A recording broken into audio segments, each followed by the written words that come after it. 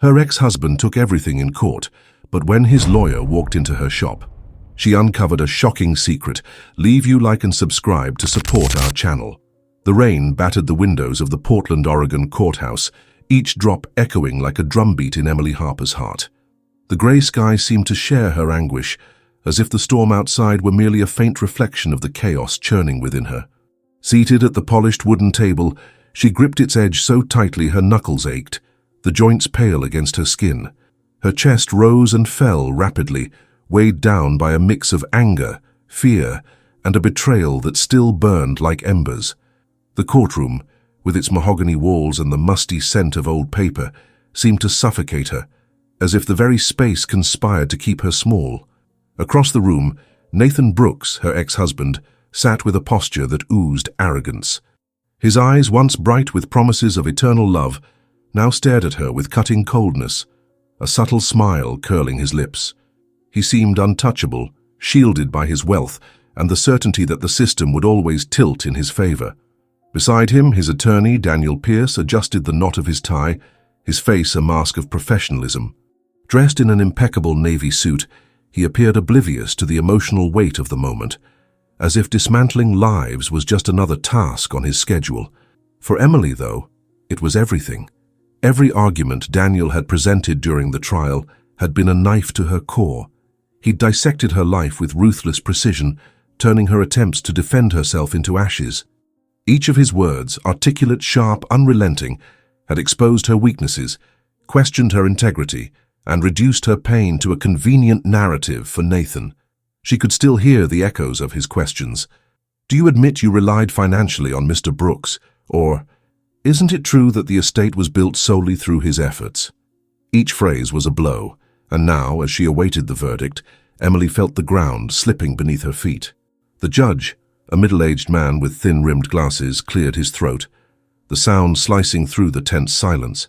He flipped through the papers before him, the rustle of pages amplified by the room's acoustics. "After reviewing the evidence and arguments presented, I award Mr. Brooks full ownership of the shared assets, including the primary residence." The words hit Emily like a thunderclap. The rest of the ruling dissolved into a dull hum, as if the world had been submerged underwater. The house, the home where she'd hung curtains with care, planted rose bushes in the yard, dreamed of a future that now felt like a cruel joke. It was all she had left besides memories, and now Nathan had taken that too. She blinked rapidly, trying to hold back tears, but they stung, stubborn in her eyes. For a fleeting moment her gaze met Daniel's. He stood still, arms crossed, his expression neutral as a statue. But Emily swore she saw something there, a brief flicker, perhaps of guilt, perhaps of unease. Or was it just her imagination, desperate for any sign of humanity in the man who'd helped destroy her? It didn't matter. He was as guilty as Nathan, maybe more so, because he'd chosen every word that unraveled her with a coldness Nathan could never match. "This isn't fair," she whispered, her voice so soft it barely passed her lips. The courtroom's murmurs swallowed her words, as if her existence were irrelevant. The judge's gavel fell with a sharp thud, sealing her fate. The night was cold and damp as Emily left the courthouse. Portland's biting wind cut at her skin, and her legs trembled as if they might buckle under the weight of her loss. She hugged herself, trying to stifle the sobs threatening to escape. The streetlights reflected in the puddles, creating a mosaic of glimmers that seemed to mock her with their indifferent beauty. Emily, the voice of her best friend, Sarah, pierced the silence like a beacon in the dark. Emily turned, her eyes brimming with tears. Sarah stood there in her olive-green coat, her face etched with concern that seemed to carry the weight of the world. They'd known each other since high school, when they'd shared milkshakes at the corner diner and dreamed of bigger lives. Now, Sarah was the only constant in a world falling apart. "He took everything, Sarah. Everything I had," Emily said, her voice breaking. Sarah gripped her hands tightly, her fingers warm against Emily's chilled skin. "He didn't take you. You're still here, Em, and you're going to get through this. I know you will." Emily let out a bitter laugh, the sound harsh against the rain. Get through this? When her dignity had been crushed in that courtroom, laid bare for strangers like an open wound. How do you rebuild a life when every street in Portland seemed to scream her humiliation? She thought of the house, of sunny afternoons in the yard, of nights spent sewing while Nathan promised a future together. All lies. All gone. She didn't answer. She glanced back at the courthouse's glass doors. Under the dim light, she saw Nathan and Daniel emerging, both pristine in their expensive suits, shoulders squared, as if nothing had happened, as if they hadn't just erased someone's existence. Nathan laughed, a low chuckle that echoed like an insult, while Daniel kept his face impassive, only a slight furrow in his brow betraying any emotion. In that moment, as the rain soaked her hair and the cold seeped into her bones, Emily made a silent vow to herself. She would never forgive Daniel Pierce. The months that followed were a test of endurance. Life after the divorce was unkind to Emily. No home, no savings, no safety net. She had to dig deep to find strength. She moved into a tiny apartment in the Alberta neighborhood, with thin walls that let in the noise of neighbors, and a faucet that dripped incessantly. The rent ate up nearly everything she earned from temp jobs, and there were days she wondered if it was worth going on. But Emily wasn't one to give up. Her mother, a skilled seamstress who stayed up late making dresses for neighbors, used to say, "The thread may tangle, but with patience, you can undo the knot." Those words echoed in her mind as she scraped together every penny, every shred of hope to start over. That's how Maple and Thread came to be, her small sewing shop in the heart of Alberta. The space was modest, a storefront with mannequins displaying dresses and quilts, shelves of colorful fabrics, and a table where Emily worked at her sewing machine. But every detail carried her soul. The linen curtains she'd sewn herself, the brass bell on the door that jingled with each customer, the scent of coffee lingering thanks to the machine Sarah had insisted on buying.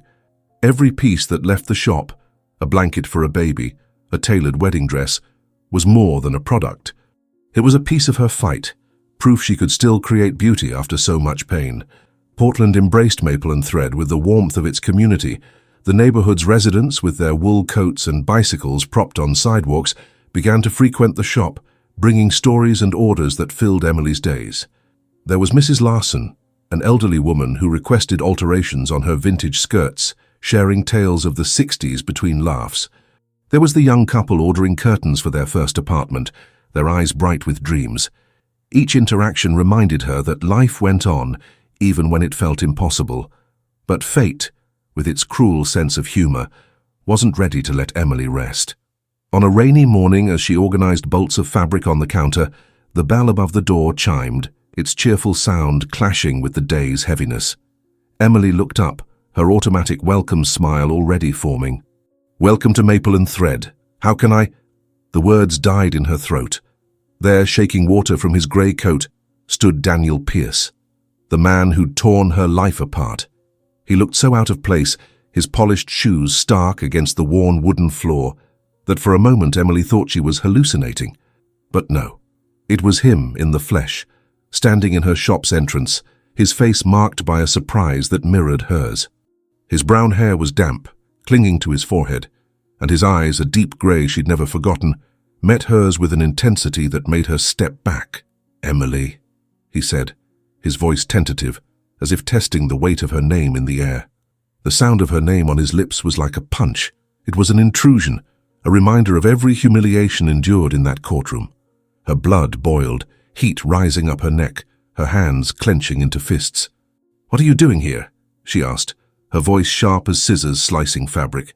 Daniel hesitated, his eyes scanning the shop before returning to her. He gestured toward a shelf where patterned cotton scarves were neatly folded. "I passed by the other day, saw the storefront, thought it looked interesting. Decided to come in." Emily crossed her arms, disbelief etched across her face. Interesting.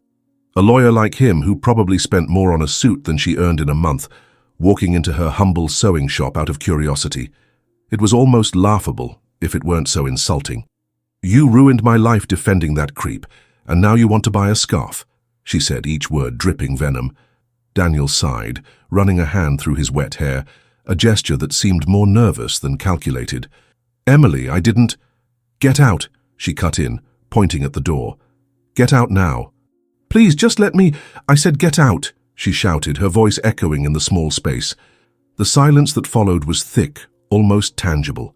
Daniel stared at her, as if searching for something in her face, a crack, perhaps, a chance to speak, but Emily didn't budge. Her eyes burned, but she refused to look away, to show weakness.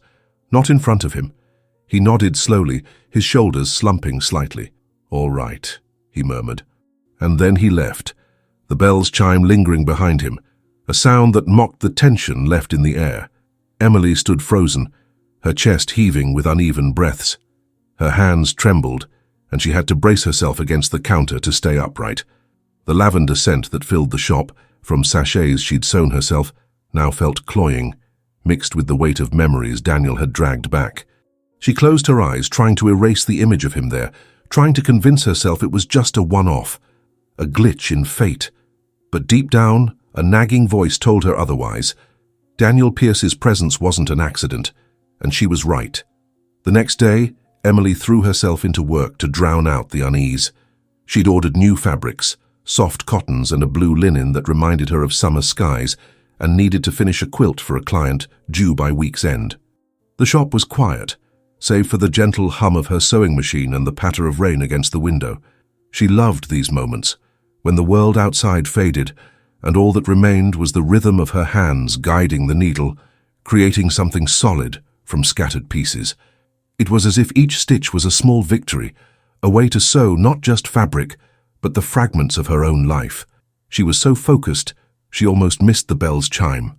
When she looked up, her heart lurched. Daniel Pierce, again. Her breath caught in her throat, but this time something was different. He wasn't in his usual pristine suit. He wore dark jeans and a green flannel shirt, sleeves rolled to his elbows, revealing strong forearms.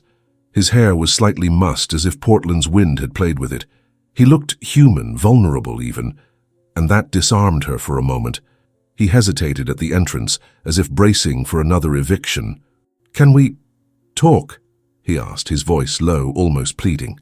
Before Emily could respond, Sarah, who was restocking a shelf in the corner, shot her a wary glance. She'd come by earlier to help with inventory, but now looked ready to step in, like a lioness guarding her cub. "We've got nothing to talk about," Emily said, forcing her voice to sound steady, though her heart raced. Daniel ran a hand through his hair, clearly uncomfortable. Raindrops still dripped from his coat, forming tiny puddles on the floor. "I know I'm the last person you want to see. Just give me 5 minutes. That's all I'm asking." Emily crossed her arms, her eyes narrowing. 5 minutes? For what? To justify what he'd done? To pretend his words in court hadn't been chosen to wound? 5 minutes for what? To remind me how you tore me apart in front of everyone? To say it was just business? She shot back, bitterness seeping into every syllable. "No," he said, his voice deep, heavy with something she couldn't place.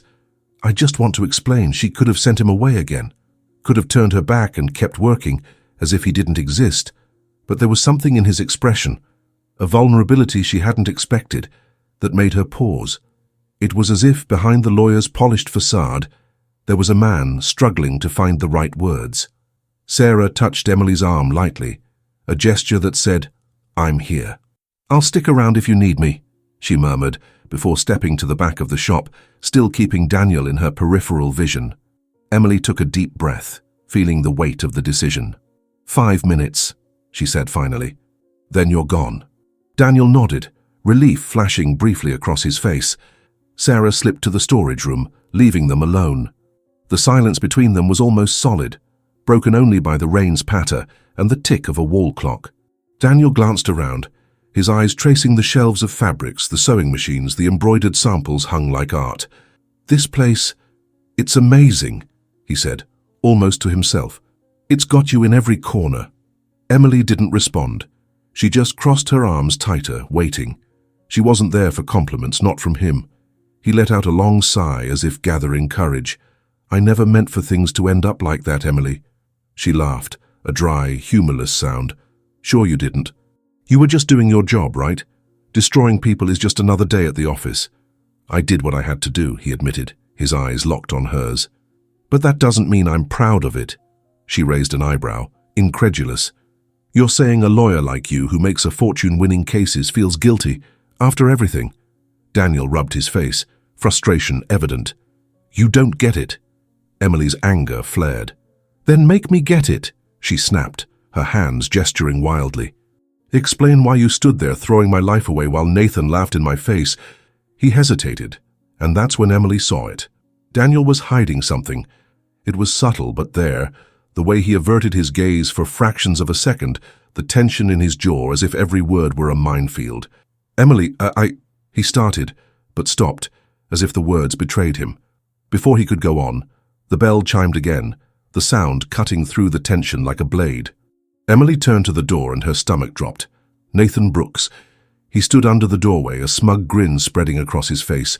He wore a black overcoat, his hair slicked back, as if he'd stepped out of a boardroom. But his eyes were pure venom. Well, he said, his voice syrupy.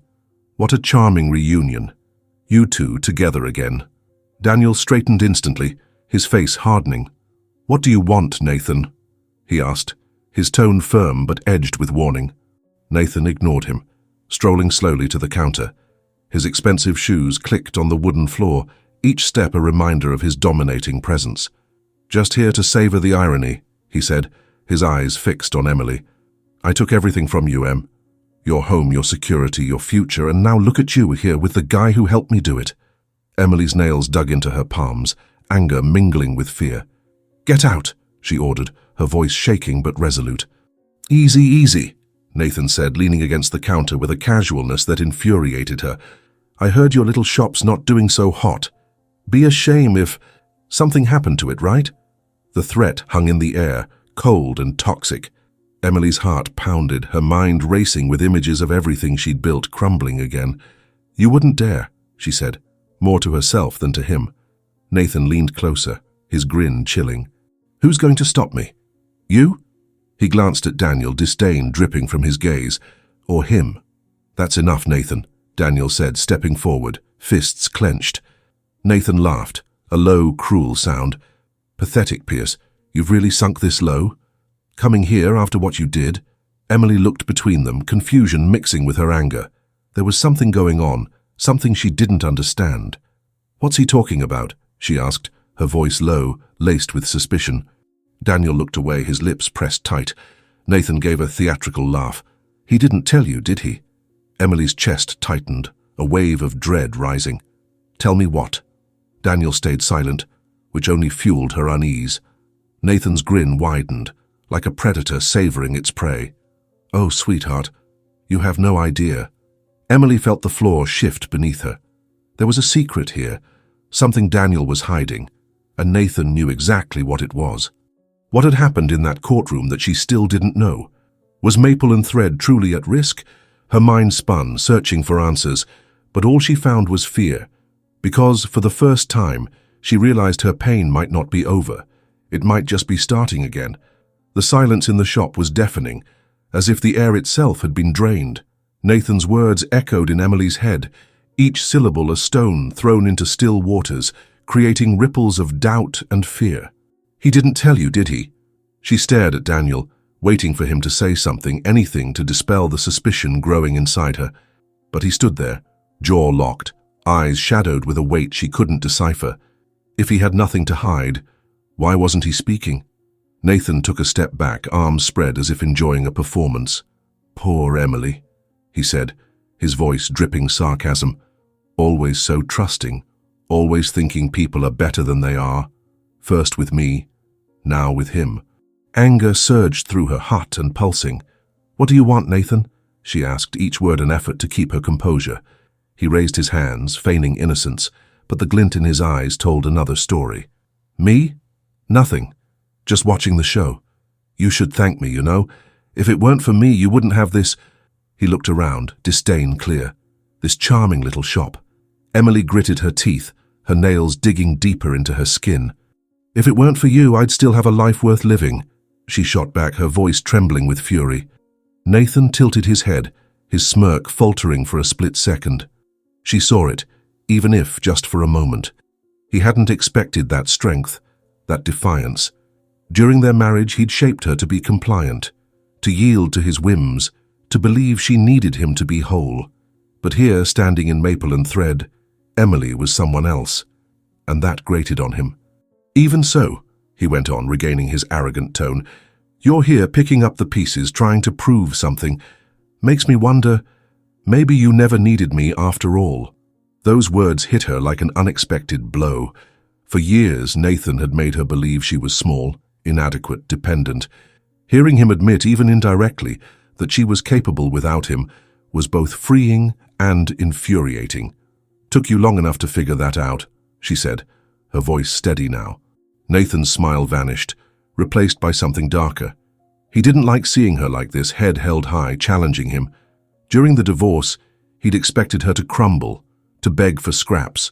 But here she was, rebuilding her life, piece by piece, without him. And that ate at him. "Don't get too cocky," he said, his tone low, almost a growl.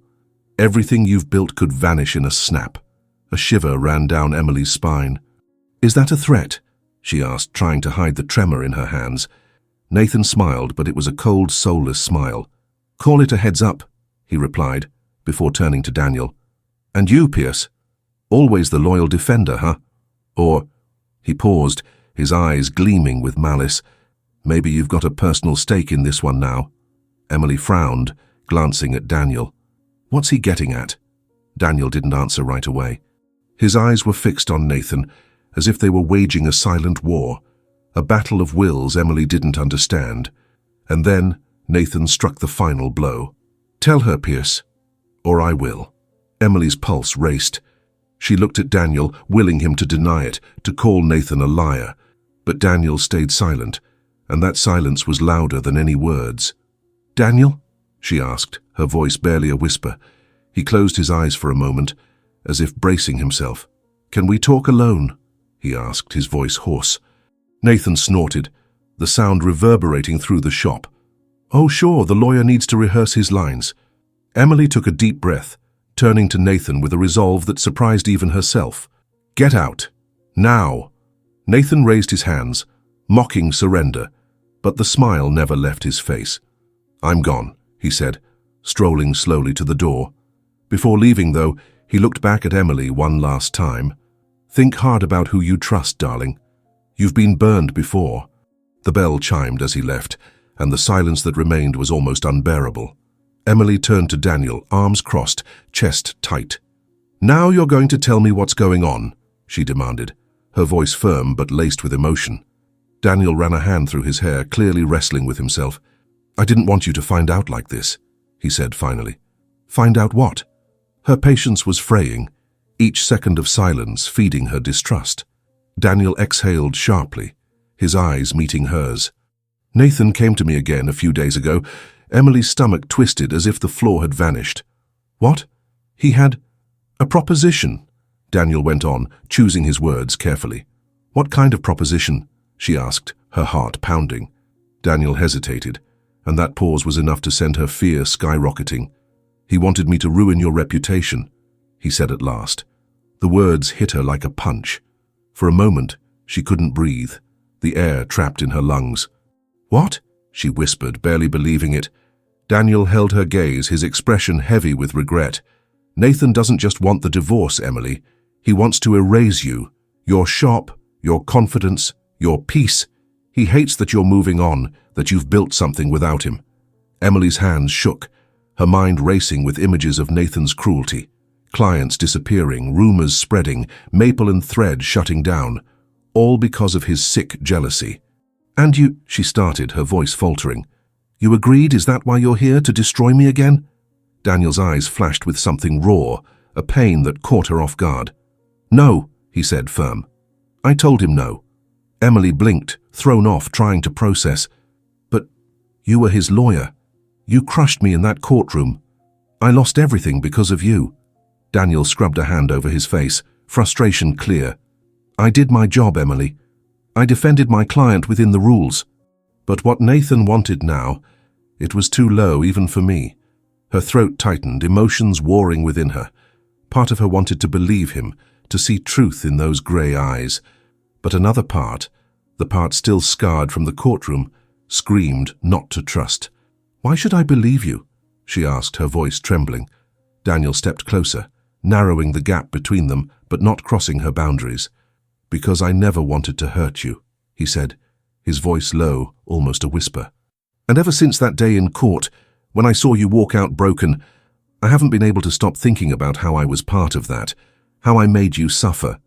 Emily's chest ached, each word like a needle piercing her defenses.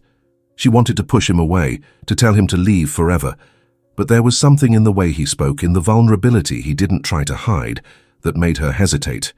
"I need time," she said finally, her voice barely audible. Daniel nodded, his shoulders easing slightly as if he'd braced for worse. "I get it," he said. "But Emily, be careful. Nathan's not done." And with that, he turned and left, the bell marking his exit. Emily stood there, staring at the closed door, feeling a whirlwind of emotions. Anger, fear, confusion, all tangled in a knot she didn't know how to unravel.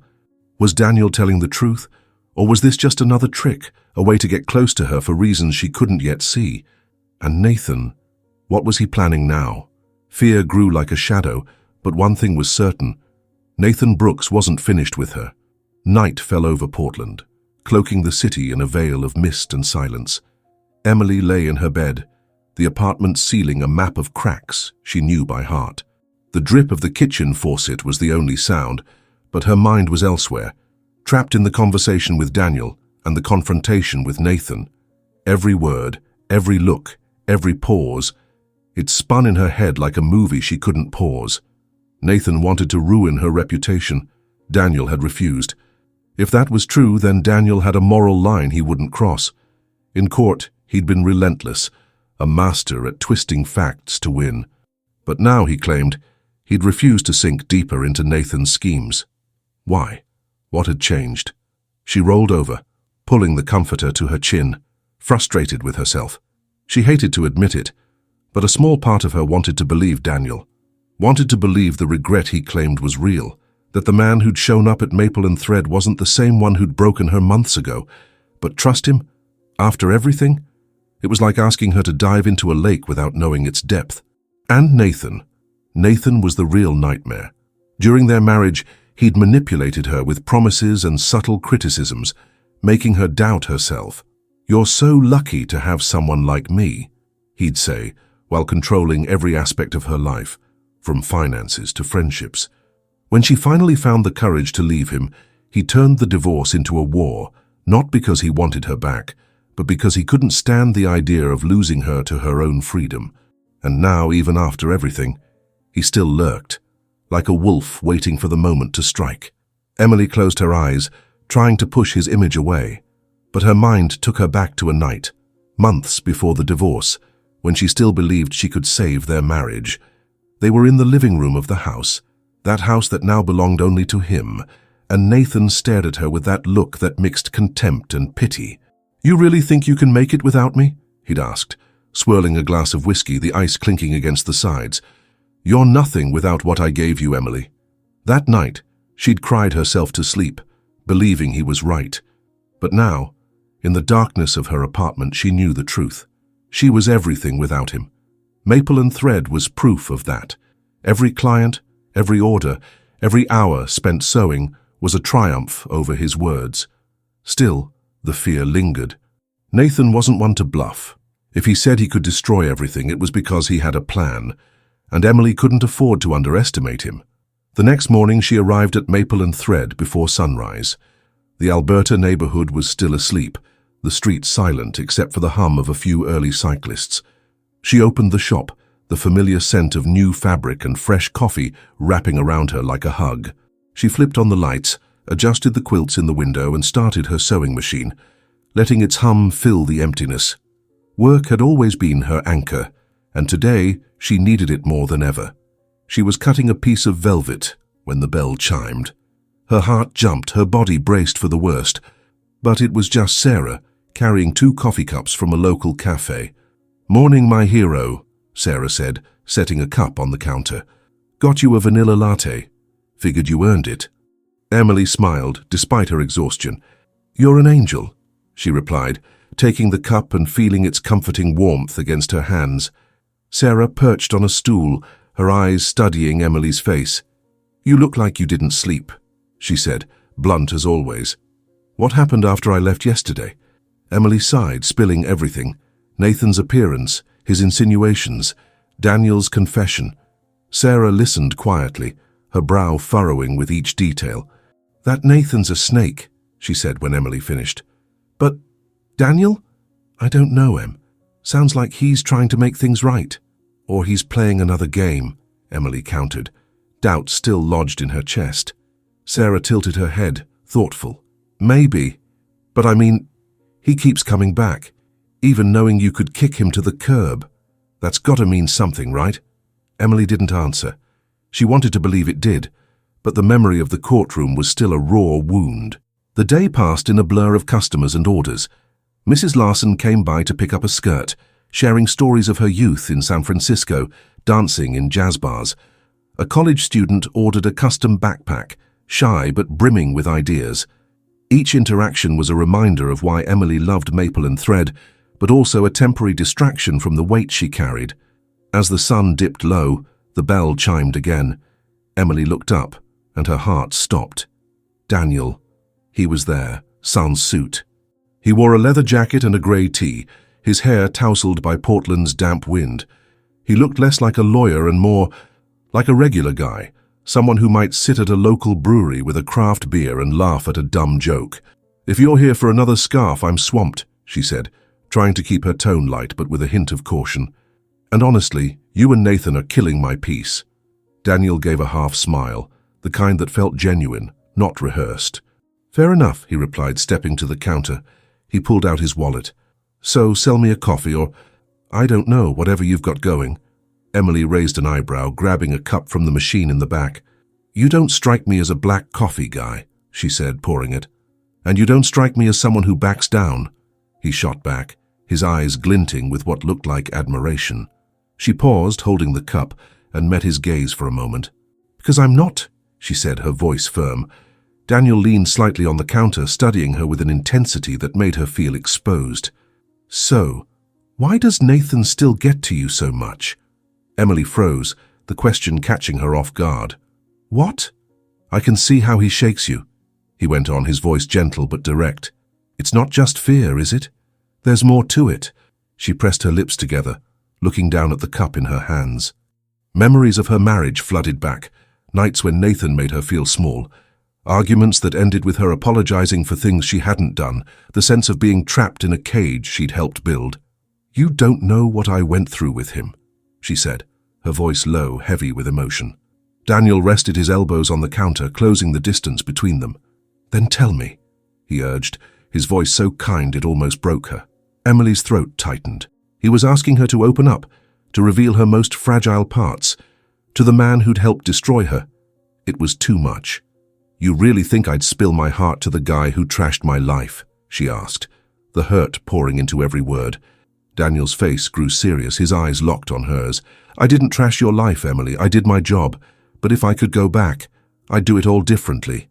His words hung in the air, heavy, sincere.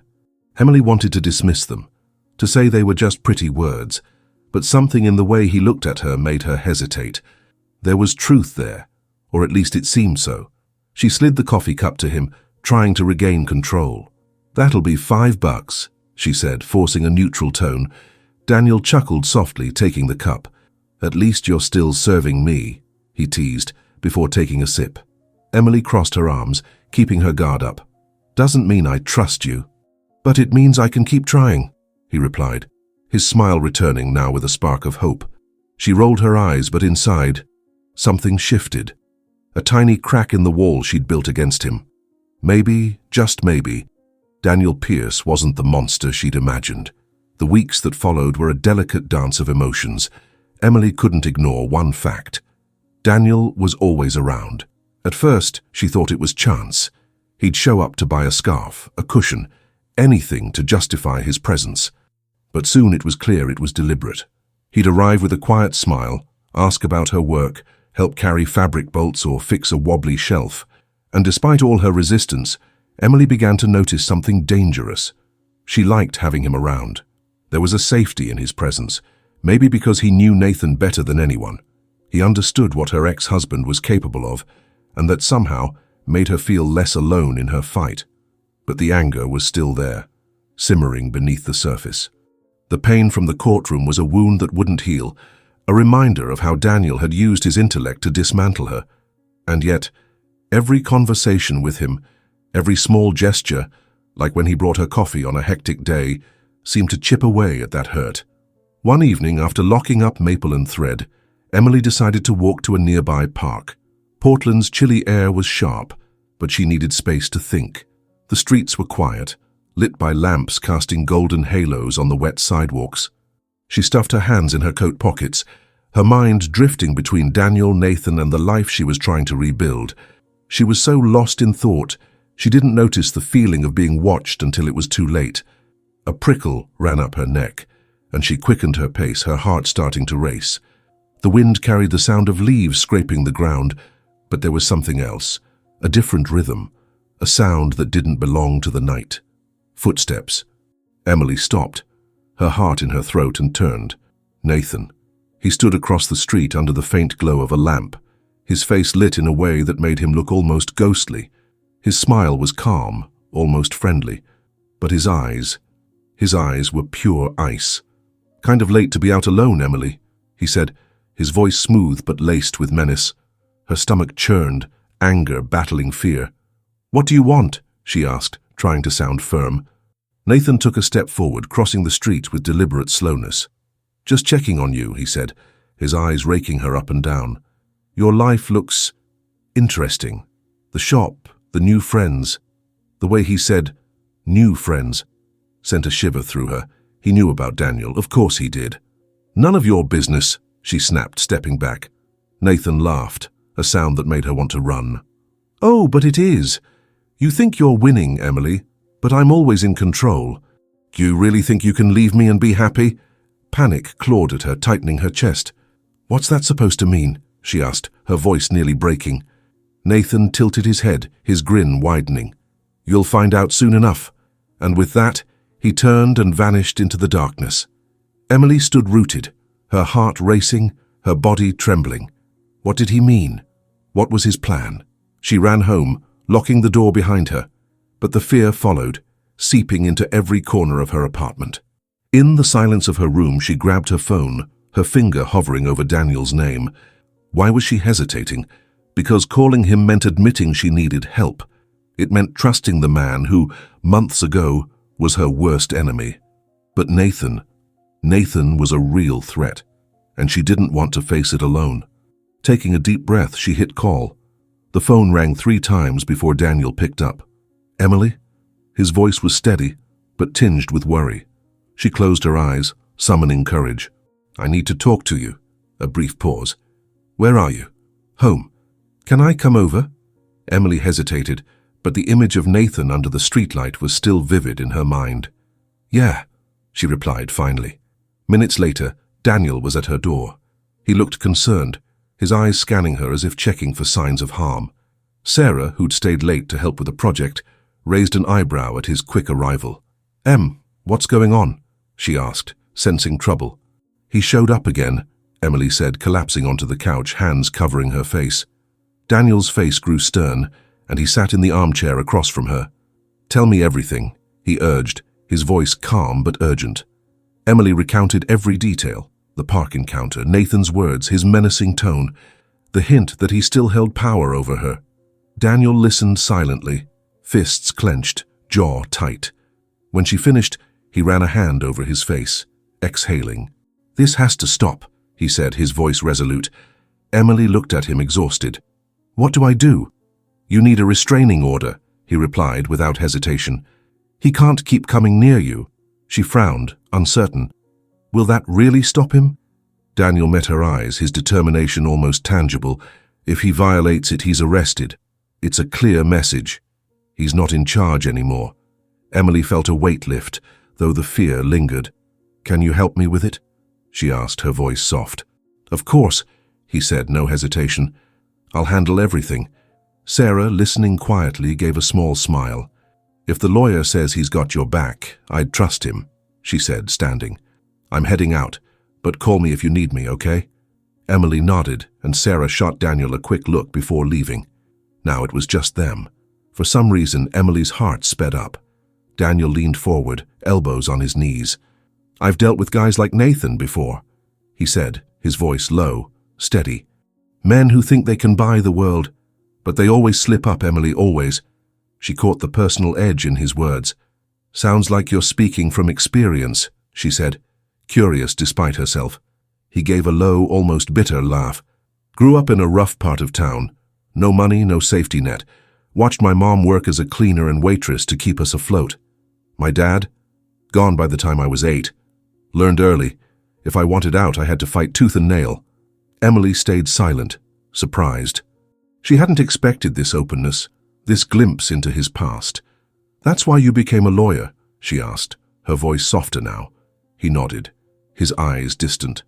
"At first, it was pure ambition. Wanted to prove I could be more than the poor kid from the block.